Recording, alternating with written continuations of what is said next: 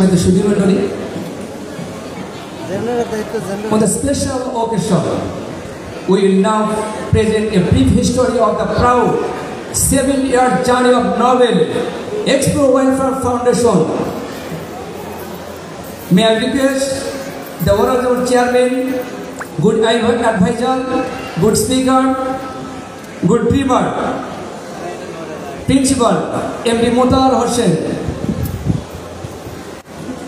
to deliver of his more and more valuable speech. সুধী মণ্ডলী, এই শুভক্ষণে আমাদের 7 বছরের পথ চলার বিভিন্ন বিষয় নিয়ে আমাদের মাঝে আসছে আমাদের সম্মানিত চেয়ারম্যান স্যার। সবিনয় অনুরোধ করছি তাকে মঞ্চে আসার জন্য।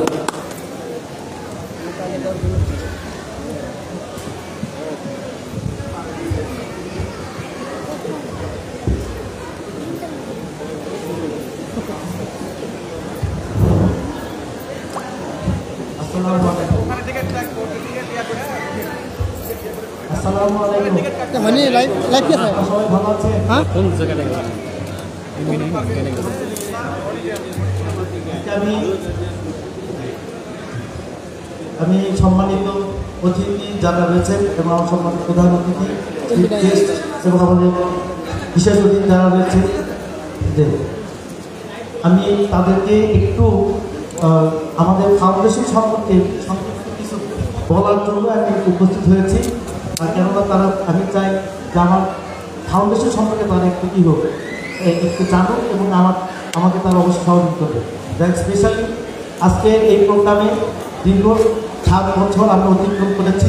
7 বছর পূর্তি উপলক্ষে আজকে আমরা এই ইভেন্ট আমরা আয়োজন করেছি।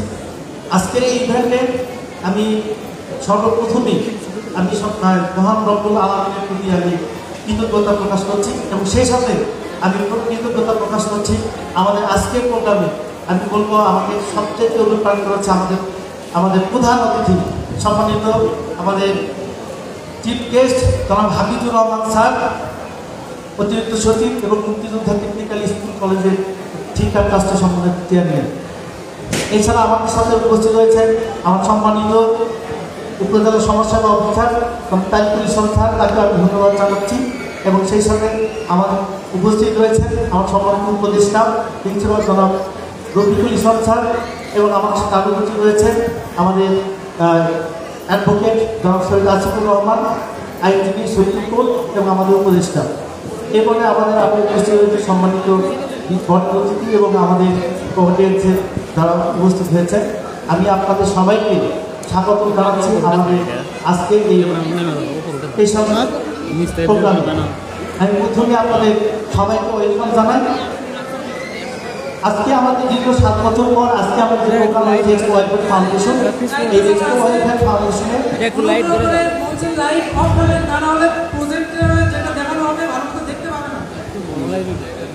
আজকে আমাদের সাথে উপস্থিত হয়েছেন আমাদের সম্মানিত এক করে তাদেরকে দেখাচ্ছি।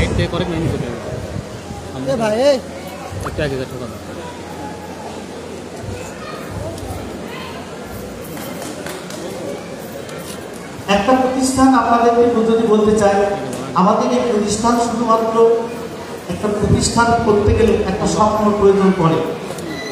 কোনো স্বপ্ন না থাকলে, কোনো লক্ষ্য না থাকলে, উদ্দেশ্য না থাকলে হয় না। ঠিক আমাদের একটা প্রতিষ্ঠান তৈরিতে ভূমিকা থাকে ইতিহাস, থাকে কিছু স্বপ্ন, থাকে কিছু লক্ষ্য, থাকে কিছু উদ্দেশ্য।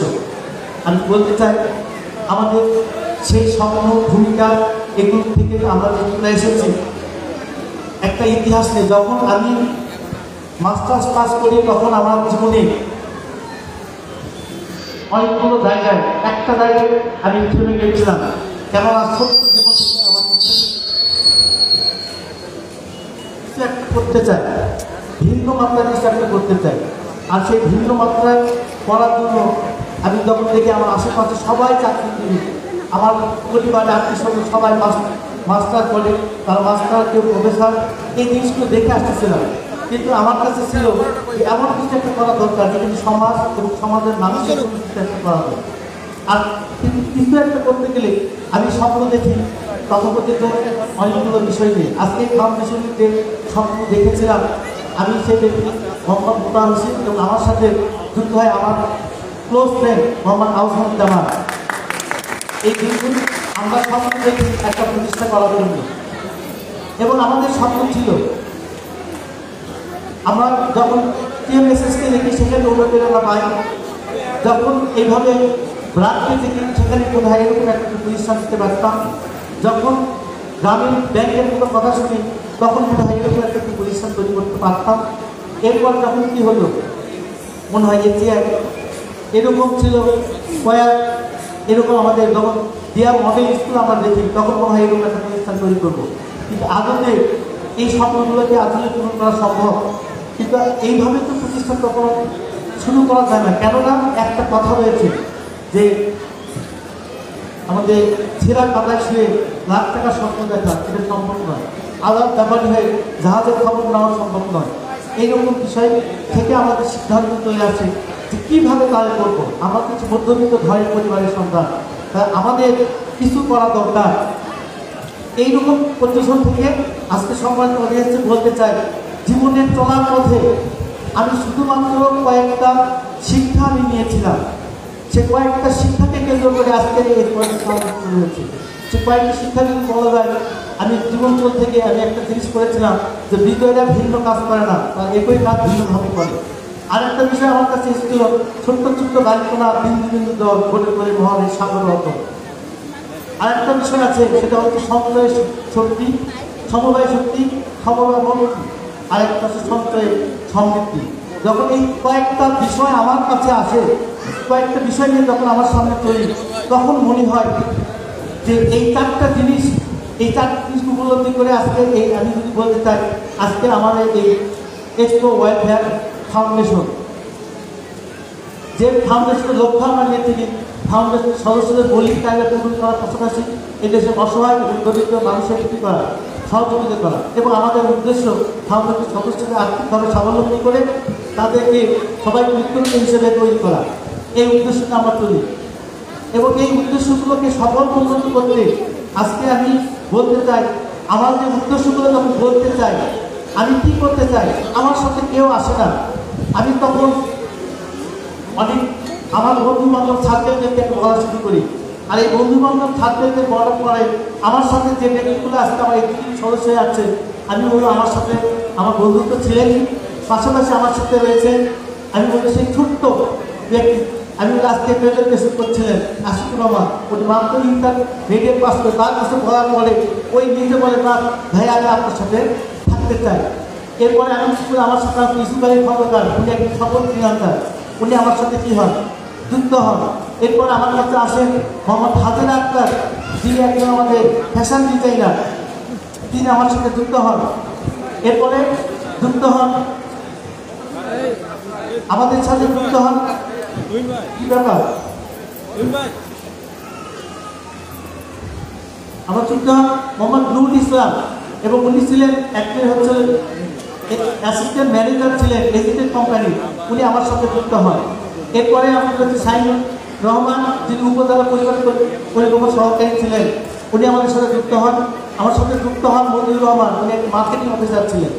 আমার সাথে যুক্ত হন মোতাসিফুল্লাহ, উনি একজন টিচার গণিতে, উনি আমার সাথে চলে আসেন। আতাউর রহমান, উনি একটা প্রাইভেট কোম্পানিতে জব করতেন, উনি আসেন। এরপর জাহাঙ্গীর আলম আসেন, উনি কৃষিবিদ ছিলেন। এবং হাসান শফিউল কবির, উনি ডাটা এন্ট্রি অপারেটর, এবং উনি হচ্ছে বাংলাদেশ পরিসংখ্যান ব্যুরো ছিলেন, উনি আমার সাথে চলে আসেন। এরপর আমার সাথে চলে আসেন আবুল কালাম আজাদ, তিনি প্রেজেন্টেশন করছেন, উনি সহকারী অধ্যাপক। এরপর আমার সাথে জাহাঙ্গীর হোসেন, উনি একজন ম্যানেজার ছিলেন একটা কোম্পানিতে দেখাচ্ছেন। এরপর Abdul Muttalib, police line student কলেজের কি ছিলেন শিক্ষক, উনি আমার সাথে যুক্ত হন।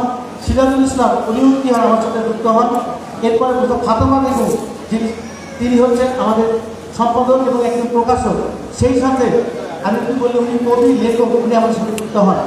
এরপরে আমাদের সাথে একজন পরীক্ষায়, যিনি আমি বলতে চাই উনি আজকে রাজশাহীতে যে চট্টগ্রাম হাট বাজারে রয়েছেন, উনি প্রবাসক নিয়ে ওখান থেকে আমাদের সাথে যুক্ত হন। এরপর আমাদের সাথে যুক্ত হন আমি বললাম মোফাজ্জল হোসেন, উনি একজন টিচার, আমাদের সাথে আজিব হোসেন, উনি আমাদের বিয়াম স্কুলের টিচার, উনি আমাদের সাথে যুক্ত হন। এর পরবর্তীতে আমার সাথে লাস্টে যুক্ত হন আমিনুল ইসলাম। এই সমস্ত ব্যক্তি যখন বলার পর ওনারা আমার সাথে যুক্ত হয়ে আমাদের প্ল্যানিংয়ের সাথে একত্রভাবে ঘোষণা করে এবং তারপর থেকে আমার মনে হয় যে পরিকল্পনার সামনে থেকে নিয়ে যাওয়া সম্ভব। আর স্পেশালি আমি বলবো এই সমস্ত ব্যক্তি যখন সিদ্ধান্তে আসে ঠিক সেই মুহূর্তে আমরা এদের দ্বারা একটা সিদ্ধান্ত হয়, পরিকল্পনা হয় যে একটা ম্যানেজিং বোর্ড গঠন করা হয়। তাদের মধ্য থেকে আমি বলতে চাই 9 জন বিশিষ্ট একটা ম্যানেজিং বোর্ড কী হয় গঠন হয়।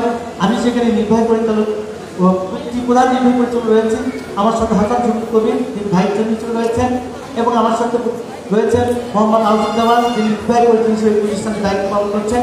এরপরে রয়েছেন ইউসুফ আলী খন্দকার প্রশাসনিক দায়িত্ব পালন করছেন।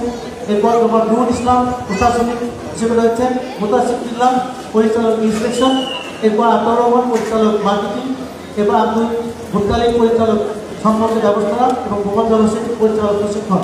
এদের দ্বারা একটা কী হয়, একটা প্রতিষ্ঠান আমাদের পরিচালিত হতে থাকে। আজকে সুস্থভাবে তারা পরিচালনা করছেন, তারা প্ল্যান করছে। তাদের একটা পরিকল্পনা যদি আমি বলতে চাই, তাদের কয়েকটা পরিকল্পনা রয়েছে। আমরা ভবিষ্যৎ পরিকল্পনা দেখছি, আমরা স্কুল কলেজ করতে চাই, আমরা মেডিকেল কলেজ হসপিটাল করতে চাই, টেকনিক্যাল ট্রেনিং ইনস্টিটিউট স্থাপন করতে চাই, ফুড অ্যান্ড বেভারেজ নিয়ে কাজ করতে চাই, আমরা ট্যুর অ্যান্ড ট্রাভেলস নিয়ে কাজ করতে চাই, আমরা হোটেলের রেস্টুরেন্ট কাজ করতে চাই, পার্সেল অ্যান্ড কুরিয়ার সার্ভিস নিয়ে কাজ করতে চাই, পরিবহন সার্ভিস নিয়ে কাজ করতে চাই, আমরা অটো রাইস মিল এবং কোল্ড স্টোরেজ, এরপর organic fertiliser, printing packaging, media publication, export import business এবং মডেল সিটি, ক্যাটল ডেয়ারি এবং চিকেন গার্ড ফার্ম। এরপর আমাদের হচ্ছে ফ্যাশন কেয়ার। এর পরবর্তীতে আমরা হাইটেক পার্কের স্বপ্ন দেখছি এবং সুপার ব্র্যান্ড শপিং মল, এবং পাশাপাশি আমরা ইন্ডাস্ট্রি বিশাল একটা ইন্ডাস্ট্রিয়ালাইজেশন ঘটানোর চিন্তা ভাবনা করছি। আজকে এই সমস্ত পরিকল্পনা আমি যদি বলি বাস্তবায়ন করার জন্য আমাদের এখানে 9টি প্রকল্প আমরা হাতে নিয়েছি। আর এই 9টি প্রকল্পের মধ্যে প্রথম প্রকল্প হচ্ছে পেনশন প্রকল্প, এরপর রয়েছে আমার টেকনিক্যাল ট্রেনিং ব্যবস্থাপনা প্রকল্প, এরপরে রয়েছে আমাদের সহযোগিতার মাধ্যমে উদ্যোক্তা উন্নয়ন প্রকল্প এবং ডিজিটাল শিক্ষা ব্যবস্থাপনা প্রকল্প, এরপরে প্রধানমন্ত্রী কৃষি উন্নয়ন প্রকল্প, এরপর আমাদের রয়েছে প্রধানমন্ত্রী চিকিৎসা সেবা প্রকল্প, বর্ধমানে জৈব সার পদ্ধতি প্রকল্প, এবং আমাদের আরেকটা হচ্ছে ডায়রি উন্নয়ন এবং 9 নম্বর প্রকল্প হচ্ছে মানবতা সেবা হিউম্যানিটি প্রকল্প। এই 9টি প্রকল্প নিয়ে আমরা সামনে এগিয়ে যাচ্ছি। আর এই 9টি প্রকল্প কাজ করার পরে আমরা যখন রেজিস্ট্রেশনে চলে যাই, আমাদেরকে প্রাথমিক অবস্থায় রেজিস্ট্রেশন প্রদান করা হয় না, আমাদেরকে একটা টার্গেট দেওয়া হয়। আমরা যদি 2 বছর এই কার্যক্রম যদি আমরা সফল করতে পারি তাহলে আমাদেরকে রেজিস্ট্রেশন প্রদান করা হবে। আজকে আমাদেরকে জয়েন্ট স্টক থেকে আমাদের রেজিস্ট্রেশন কী হয় সম্পূর্ণ হয়ে গেছে, এবং একটু পরে আমরা আমাদের কার্যক্রম আরও সফলভাবে আপনার সামনে দিকে নিয়ে যাচ্ছি ইনশাল্লাহ। আমি যদি বলি এই প্রকল্পগুলোতে আমি সংক্ষিপ্তভাবে বলতে চাই, যেহেতু অনারেবল গেস্ট আছেন, ওনারা হয়তো ওনাদের মূল্যবান সময় নষ্ট করতে চাচ্ছি না। আমি জাস্ট স্লাইড টেস্ট করে যাচ্ছি আপনারা তাদের বোঝার জন্য। আমাদের পেনশন প্রকল্পের মাধ্যমে আমরা চাচ্ছি যে সমাজে যারা ব্যক্তি রয়েছেন, অর্থাৎ সরকারের পাশাপাশি আমরা এই পেনশন প্রকল্প মাধ্যমে আমরা কিছু ব্যক্তিকে সহযোগিতা করতে চাই, তার নির্দিষ্ট মেয়াদ শেষে যেন তারা কী করে এই পেনশনের আওতায় আমরা তাদেরকে আনতে চাই। কারণ পেনশনটা পাই হচ্ছে সরকারি চাকরিজীবীরা, কিন্তু আমরা এই প্রকল্পের মাধ্যমে বেসরকারিভাবে আমরা প্রাতিষ্ঠানিক মাধ্যমে আমরা একটা পেনশন করতে চাই, যেখানে একজন ব্যক্তি আমাদের এখানে কী করবে, একটা সুস্থ সামগ্রিক অর্থ আমাদেরকে জমা করবেন। সেই অর্থের বিনিময়ে আমরা তাদের ফাউন্ডেশন থেকে 30% লাভের অংশ ধরে আমরা তাদেরকে প্রতি বছর এজেন্ট করে যে অর্থ থাকবে সেই অর্থ বিনিময়ে তাকে আমরা কী করতে চাই, একটা প্রতি মাসে একটা বেনিফিট তাকে করতে চাই। আর এই সিস্টেমের নামটা আমরা রেখেছি পেনশন প্রকল্প। আজকে পেনশন প্রকল্পের আমাদের প্রাথমিক অবস্থায় রয়েছে, সেটা থেকেও 500 টাকা রাখবে, 100 মাসে রাখবে, 9 বছর পর তাকে আমরা 85,000 টাকা দিব, এবং তারপর হচ্ছে পেনশন। এরপর 1000 টাকা করে একজন ব্যক্তি 100 মাস রাখতে পারে, এবং সেখানে সে 9 বছর পর 1,52,000 থেকে 30% লাভের অংশ থেকে উনি পাবেন। এরপরে 1,500 টাকাও রাখতে পারে 100 মাস, প্রায় 9 বছর, তাকে 2,60,000 টাকা প্রদান করা হবে। এটা ফাউন্ডেশন 30% লাভের অংশ থেকে, এবং এভাবে পরবর্তী সে কী করতে পারবে, আজীবন এখানে পেনশন ভোগ করবে যতদিন সে বেঁচে থাকে। এইভাবে আমাদের এই প্রকল্পে বর্তমান আমাদের লক্ষ্যমাত্রা হচ্ছে দেখা যাচ্ছে আমাদের 2019 সালে বেশি কিছু নয়, আমার মাত্র 13 জন ব্যক্তি আমরা পাই।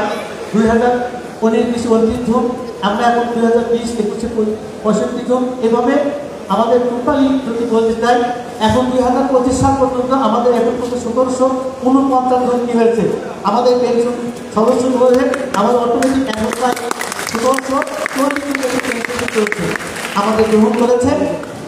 এবং আমাদের টার্গেট রয়েছে এই পেনশনে আমরা যেন অবশ্যই বিগত 2026 সালের মধ্যে 20,000 ব্যক্তিকে প্রাথমিক পর্যায়ে আমরা এই পেনশন আওতায় নিয়ে আসতে চাই। আর এখানে আমাদের সর্বোচ্চ আমাদের একটা ক্যালকুলেশন হচ্ছে আমরা যদি ন্যূনতম 500 টাকা করে যদি আমাদের পেনশন লাগে তাহলে প্রথম মাসে 20,000 ব্যক্তি 500 করে রাখলে প্রায় 1 কোটি টাকা আর্ন হয়। পরের মাসে ঠিক আরও 1 কোটি টাকা আর্ন হবে, দ্বিতীয় মাসে এভাবে তৃতীয় মাস আমাদের 1 কোটি টাকা আর্ন হবে। তো এইভাবে প্রতি মাসে আমাদের 1 কোটি টাকা আর্ন হয়। তাহলে আজকে আমি বলতে চাই আমাদের ফাউন্ডেশন যে স্বপ্নটা দেখছে এই স্বপ্নগুলো নিয়ে আমাদের পূরণ করা সম্ভব। অবশ্যই আমি বিশ্বাস করি এবং আমাদের ফাউন্ডেশন বিশ্বাস করে এই স্বপ্নগুলো পূরণ করা সম্ভব। আমাদের দ্বিতীয়ত রয়েছে টেকনিক্যাল ট্রেনিং ব্যবস্থা প্রকল্প, যে প্রকল্পের মাধ্যমে আমরা আমাদের এই কর্মীদেরকে ট্রেনিং আমরা কী করবো, তাদেরকে প্রশিক্ষণ করবো, হাতে কলমে শিক্ষা দিব, তাদের ব্লক বাকি এবং বিভিন্ন কারিগরি বিভিন্ন শিক্ষা রয়েছে তাদেরকে আমরা এভাবে প্রশিক্ষিত করবো। এবং এই প্রশিক্ষণের মাধ্যমে আমরা তাদেরকে সহযোগিতামূলক উদ্যোক্তা উন্নয়ন প্রকল্প আমরা হাতে নিয়েছি। এই কারণে যে যাদেরকে ট্রেন আপ করবো তারা যেন এই উদ্যোক্তাদেরকে যেন আমরা কী করতে পারি, সহযোগিতার মাধ্যমে তাদেরকে বিভিন্ন সহযোগিতা আমরা প্রদান করতে পারি। অর্থাৎ বিশেষত চিহ্ন সদস্য আর্থিক সহযোগিতা এবং প্রাথমিক পুঁজি তাদেরকে প্রদান করা এবং প্রয়োজনীয় অনুযায়ী ব্যবসায়িক দিক নির্দেশনা পরামর্শ প্রদান এবং দক্ষ ভিত্তিক প্রশিক্ষণ প্রদান করা। এরপর যাতে তারা সফল এবং দ্রুত বাজার ব্যবসা করতে পারে এবং নিজস্ব ব্যবসা প্রতিষ্ঠা করে দিতে পারে, এটা আমাদের প্রথম চাওয়া। এ পর্যন্ত আপনারা দেখছেন বর্তমানে প্রায় 1,500 শতাধিকের বেশি আমাদের এখানে উদ্যোক্তা হিসেবে কাজ করছে এবং দেখছেন নীল যে ওরা কিন্তু সব কিন্তু আমাদের মহিলা। এবং আজকে যে কেকগুলো কাটছে আপনি যদি বলতে চাই এই কেকটা হচ্ছে আমাদেরই একজন প্রশিক্ষিত নিয়ে আমাদের একজন ব্যক্তি যে তার কেক করা। এরপরে আমি যদি বলি আজকে যে ক্রেসগুলো সার্ভিস থেকে আমরা দিলাম, স্যার এই ক্রেসগুলো আমাদের এই নারী উদ্যোক্তা তাদেরকে আমরা কী করেছি, প্রশিক্ষিত করেছি, তারাও করছে। এটা আমাদের বিশেষ করে ম্যাক্সিমাম জিনিসে আমরা চাইছি আমাদের ফাউন্ডেশনের মধ্য থেকে তারা উদ্যোক্ত হয়ে চলে আসে। এরপরে আমি ডিজিটাল শিক্ষা ব্যবস্থা প্রকল্প, এই প্রকল্পে আমরা বেশ কিছু অত্যাধুনিক প্রযুক্তিতে আমরা কী চাই, শিক্ষা ব্যবস্থা করতে চাই। আর এই শিক্ষা ব্যবস্থাপনা প্রকল্পের মধ্যে আমি স্পেশালি বলতে চাই কিন্তু সম্ভাব্য আমরা কয়েকটা দিক নিয়েছি। এই প্রকল্পের মাধ্যমে আমরা আন্তর্জাতিক মানে পাবলিক স্কুলের প্রতিষ্ঠা করতে চাই, মাদ্রাসা স্থাপন করতে চাই। এরপর টেকনিক্যাল ট্রেনিং ইনস্টিটিউট স্থাপন করা, পলিটেকনিক ইনস্টিটিউট প্রতিষ্ঠাকরণ, বিজ্ঞান এবং প্রযুক্তি নির্ভর বিশ্ববিদ্যালয় প্রতিষ্ঠাকরণ, এরপরে মেডিকেল কলেজ ও হসপিটাল প্রতিষ্ঠাকরণ, নার্সিং ইনস্টিটিউট স্থাপন, প্যারামেডিকেল ইনস্টিটিউট প্রতিষ্ঠাকরণ। নতুন সবচেয়ে যে বিষয়টা স্যার আমি বলতে চাই আপনাদেরকে সেটা হচ্ছে আমাদের দেশের তরুণ প্রজন্ম যারা সবাই বর্তমানে ফ্রিল্যান্সিং অনলাইনে কাজ করছে।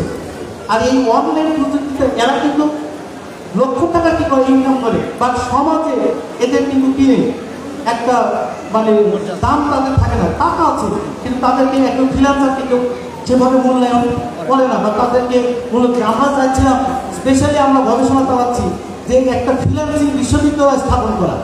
এটা আমাদের এই বিশ্ববিদ্যালয়ের মাধ্যমে তারা যেন প্রাথমিকভাবে একটা কী পায়, মূল্যায়ন তারা পেয়ে থাকে।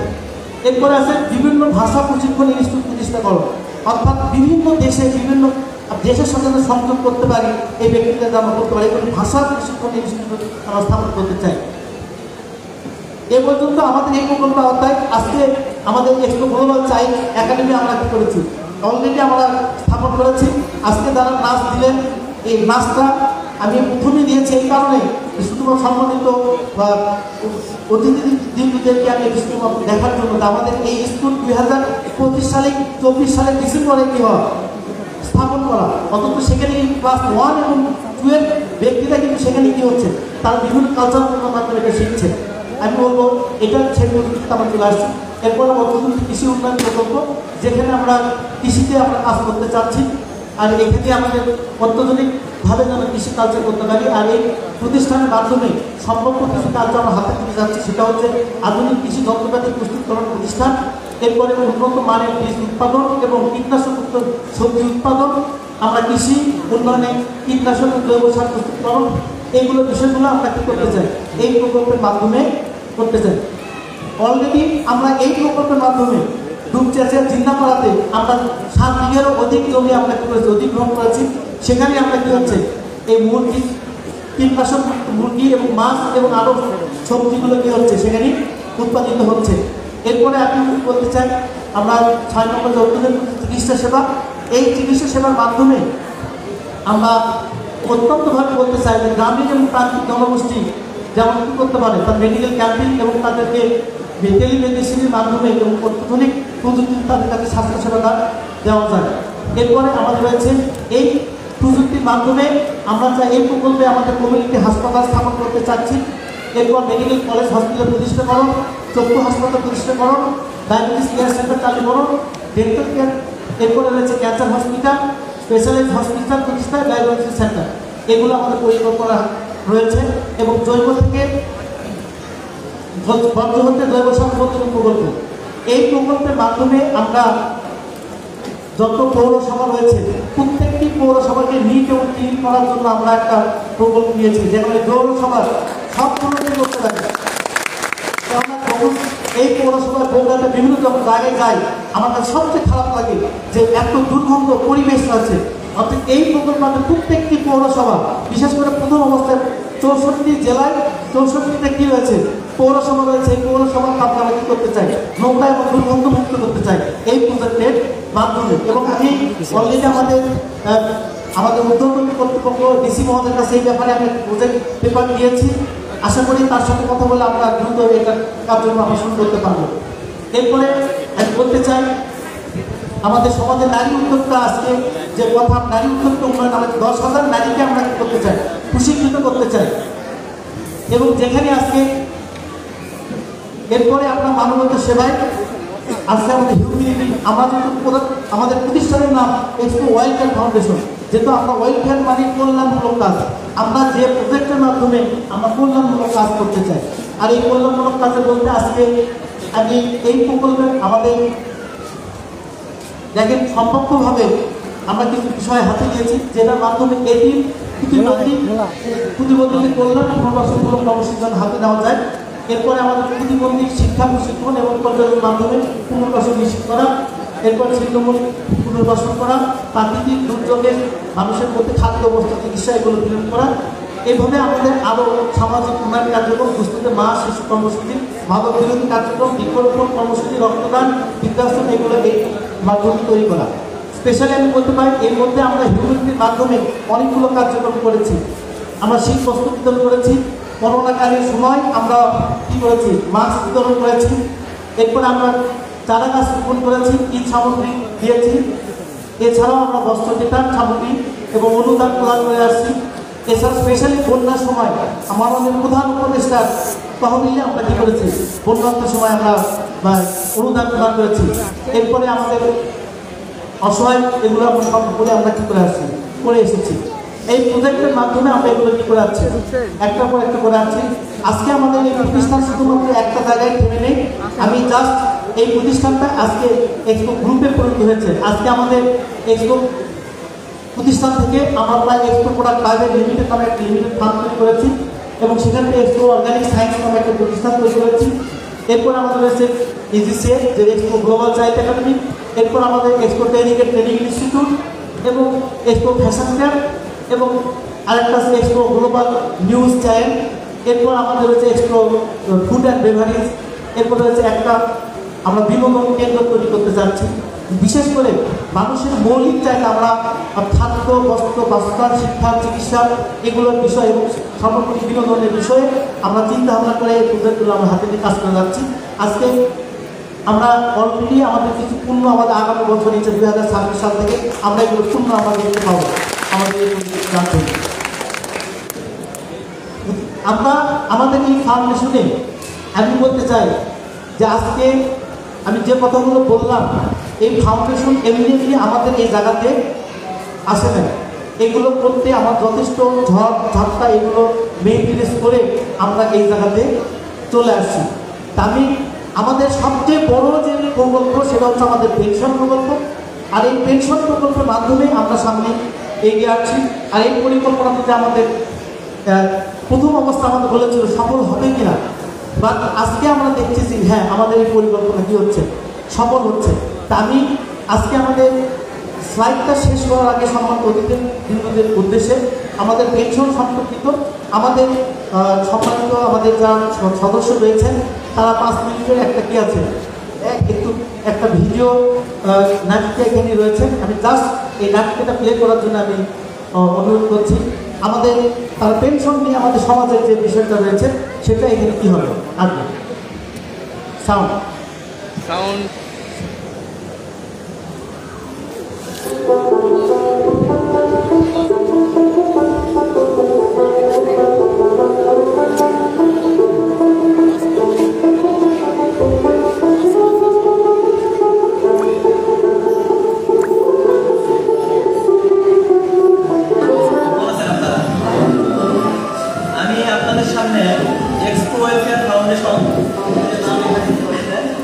এই ফাউন্ডেশনের পক্ষ থেকে আসছি।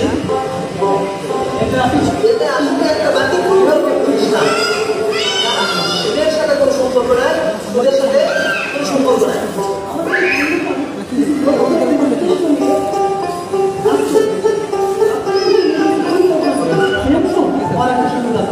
আরেকটা বিশেষ সুযোগ আছে, সেটা একটা অর্থ পাওয়া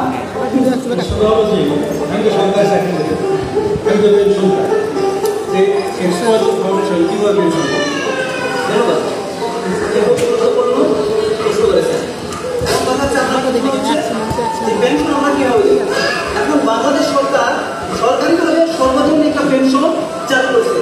তো আমরা এই প্রতিষ্ঠানের মাধ্যমে আমরা বেসরকারিভাবে সরকার কর্তৃক অনুমোদিত আমরা একটা পেনশন সুবিধা বা পেনশন চালু করেছি।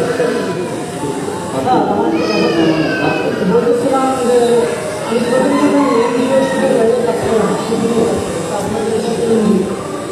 আমি তো চাচ্ছি না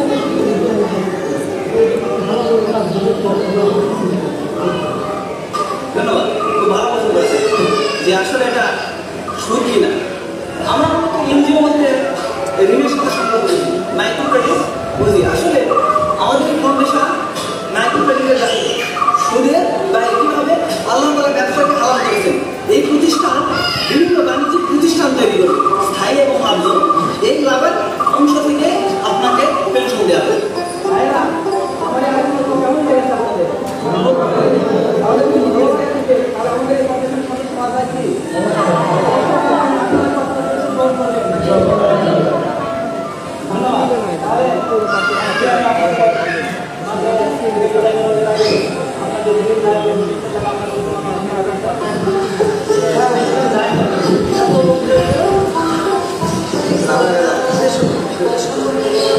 এর আগে শুনেছি আমার প্রতিষ্ঠানের কাছ থেকে আমি পড়তাম, তখন অনেক একটা ভালো একটা প্রতিষ্ঠান সম্পর্কে আমি দেখেছিলাম, সম্পর্কে শুনেছিলাম জানলেন আজকে হয় না। আপনারা যদি হতে পারেন অনেক ভালো হবে বলে হয়, আমিও আশা করি যেহেতু অনেকদিন জিনিস করতেছি আপনাদের সম্পর্কে ভালো লাগবে, ভালো করে ভালো লাগবে জিনিসটা খবর আমাদের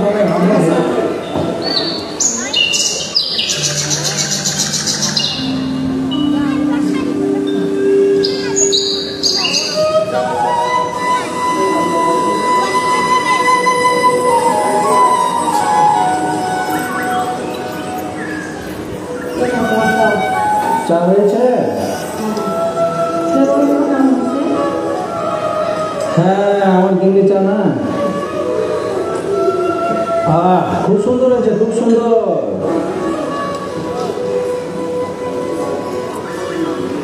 না বাবা, তোমাকে আমি না গতকাল রাতে একটা কথা বলতে চাইছিলাম। কি কথা? তুমি তাড়াতাড়ি ঘুমিয়ে পড়লে, তাই তোমাকে আর বলা হয় না। কথা হচ্ছে গতকাল আমাদের পাড়ায় না একটা সেমিনার হলো। কিসের সেমিনার? ফাউন্ডেশন থেকে একজন স্যার এসেছিলেন, তিনি আমাদের মতো সাধারণ মানুষদের নিয়ে পেনশন সুযোগ সুবিধা নিয়ে আলোচনা করলেন। বিষয়টা আমার কাছে খুব ভালো লেগেছে। ফাউন্ডেশন এটা কি ধরনের, এটা কি প্রতিষ্ঠান? এইরকম নাম তো আমি আর আগে কখনো শুনিনি। এক্সপো ওয়েলফেয়ার ফাউন্ডেশন হচ্ছে একটি এনজিও প্রতিষ্ঠান, সারা দেশে এটি ইডব্লিউএফ নামে পরিচিত। আর তাছাড়া এটি ভালো লাগার পিছনে আমার আরও একটি কারণ আছে। ভালো লাগার পিছনে আর একটা কারণ আছে? কি ব্যাপার, ভালো লাগাটা কি জানতে পারি মহারানী? জানো, এটি একটি সুবিমুক্ত প্রতিষ্ঠান। তাছাড়া সারা দেশে বিভিন্ন প্রতিষ্ঠান তৈরির মাধ্যমে এবং অসহায়দের সহযোগিতা করে ও পেনশন নিয়েও কাজ করছে। পেনশন? পেনশন তো সরকারি চাকরিজীবীরা পায়। যেমন আমার বাবা সরকারি প্রাথমিক বিদ্যালয়ে চাকরি করত, সে এখন অবসর গ্রহণ করছে, এখন সে পেনশন পায়। আরে এই প্রথম এক্সপো ওয়েলফেয়ার ফাউন্ডেশন আমাদের মতো সাধারণ মানুষদেরও পেনশন সুবিধা নিয়ে কাজ করছে। আর আমি এখানে সঞ্চয় করতে চাই, পেনশন সঞ্চয় করতে চাই। প্লিজ তুমি কি বলো, না করো না? পারে না, ও সব প্রতিষ্ঠান আমি পছন্দ করি না, ওগুলো আমার বিশ্বাস হয় না। দেখো না আমাদের দেশে কত প্রতিষ্ঠান সাধারণ মানুষের কাছ থেকে অর্থগুলো নিয়ে উদা হয়ে চলে যাচ্ছে। আরে তুমি যেটা ভাবছো এটা সেই ধরনের প্রতিষ্ঠান নয়। এছাড়া আমি তো শুনলাম এটা সরকারি অনুমোদিত এবং এদের রেজিস্ট্রেশন রয়েছে। আর তাছাড়া দেখো, জীবনে ঝুঁকি না নিলে কিন্তু ভবিষ্যতে কিছু করা যায় না। প্লিজ তুমি রাজি হও না? আরে তুমি যাই বলো না কেন, আমি ওগুলো সঞ্চয় টঞ্চয় করতে পারি। বাবা আমি তো তুমি দাও টাকা চেয়েছে, কত টাকা? 1,000 টাকা।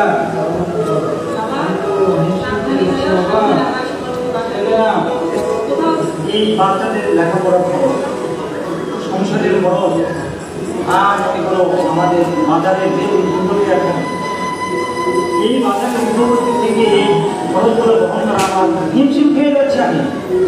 আরে এই কথা তো সঞ্চয় করতে হবে। আর তুমি আমি সুস্থ আছি, কাজ করছি, যখন আমাদের বয়স হয়ে যাবে, আমরা বড় হয়ে যাবো, তখন এই পেনশন সঞ্চয় টাকাটা আমাদের বসে আসবে। তখন আমাদের ছেলে মেয়েদের উপর নির্ভর করতে হবে না। প্লিজ তুমি আর না করো না, প্লিজ আমি এগুলো সঞ্চয় করতে চাই। বৌমা, কি নিয়ে তোমাদের আলোচনা চলছে? আজকে আমি ওই এক্সপো ওয়েলফেয়ার ফাউন্ডেশনের সেমিনার শুনলাম না, তো ওখানে আমি একটু পেনশন সঞ্চয় করতে চাই। আপনার সাথে কিছু চাই না, আপনি একটু বুঝুন না বাবা। টাকা খরচের মধ্যেই তো সঞ্চয় করে রাখতে হয়। আমি গতকাল ফাউন্ডেশনে একটা সেমিনার যেতে বললাম, এটা একটা ভালো মানের কথাগুলো ঠিকই এই বয়সে পেনশনের কথা সঞ্চয় করবো কখন? আমি দেখো, আমি সরকারি চাকরি করতেছিলাম, এখন অবসরে গেছি, বসে বসে টাকা পাই। হ্যাঁ, তাই তুমি তো লেখাপড়া করলে না, টাকা চাকরিও করলে, তাই ফাউন্ডেশনের পেনশন অবশ্যই টাকা দিয়ে দেবো। আজীবন আজীবন একটা ভবিষ্যৎ তোমার এই প্রতিষ্ঠান থেকে একাডেমিক তুমি অর্থ লাভ সম্পদে এই জন্য আজীবন পেনশনের সুবিধা আছে। আমার জানতে বাংলাদেশের নতুন এই ধরনের কাজ। হ্যাঁ বাবা, এটাই আমি উন্নতি করতে বাবা ভবিষ্যতে তোমার বুদ্ধিমানের কাজ। বাবা ওর তো ঠিক কথা বলছে, হ্যাঁ, তোমার মায়ের কাজ থাকতো এইগুলো কথাগুলো আমি তোমাকে বলতে এবং তোমার কথা রাজি হয়ে একটা পেনশন গ্রহণ করো। হ্যাঁ বাবা, তুমি আজ আমার ভুল ভেঙে দিলে। আমি বুঝতাম না যে আসলে পেনশন কি জিনিস, আমি জানতাম না সঞ্চয় কি জিনিস। সঞ্চয় আসলে বাবা ভবিষ্যতে তো খুবই এসো তাহলে আজকে আমরা দুজনে এক্সপো ওয়েলফেয়ার ফাউন্ডেশনের পেনশন ফর্ম পূরণ করি আর দুজনে পেনশন গ্রহণ করি। আপনারা কি বলেন? আর সময় নষ্ট না করে এক্সপো ওয়েলফেয়ার ফাউন্ডেশন থেকে পেনশন ফর্ম গ্রহণ করি এবং নিজেদের সুযোগটুকু নিশ্চিত করি।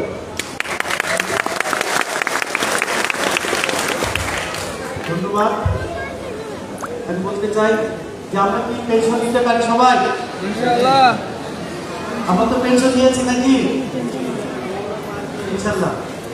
যাই হোক, আমি আজকে আমাদের পেনশনটা আমরা এই জন্য আমরা বলতে চাই, এই প্রকল্পের মাধ্যমে আমরা 20,000 ব্যক্তিকে আমরা এখানে সম্পৃক্ত করতে চাই। আর এখানে আপনারা অনেকেই সেই জায়গা থেকে আপনারা কিন্তু আমাদের সাথে যুক্ত হয়েছে। আমি স্পেশালি এতদিন ধরে আমি আপনাদের সাথে ছিলাম, এই কারণে আমার যদি প্রোগ্রামে কোনো যদি ভুল ত্রুটি বা কোনো কিছু থাকে আমি এই জন্য আপনার কাছে আপনাদের চেয়ে দিচ্ছি। আর আজকে আমাদের সাথে আমি ছিলাম এই প্রতিষ্ঠানের চেয়ারম্যান হিসেবে এবং প্রতিষ্ঠাতা চেয়ারম্যান। স্পেশালি আজকের এই প্রোগ্রামে আমি তাদেরকে ধন্যবাদ জানাবো। ধন্যবাদ জানাচ্ছি এই কারণে তারা আমাদের এই প্রোগ্রামে এসে আমাদের কি করেছেন, সাফল্য করেছেন। আমি আর কথা বলতে চাই না, কেননা আমাদের অতিথিবৃন্দরা যারা রয়েছেন তাদের অনেক জরুরি মূল্যবান কাজ রয়েছে। আমরা তাদের একটা স্পিচ শুনতে চাই, কারণ আমি তো আপনাদেরকে বলি বা আপনারা আমার কথা শোনেন, তার অতিথিদের উদ্দেশ্যে আমার ফাউন্ডেশন সাথে সংক্ষিপ্ত কিছু কথা আমি তাদেরকে জানালাম। আমি শুধু বলতে চাই যে স্যার আপনারা এসেছেন, আমাদেরকে অবশ্যই কী করবেন, আমাদেরকে সহযোগিতা করবেন, সাহস দিবেন।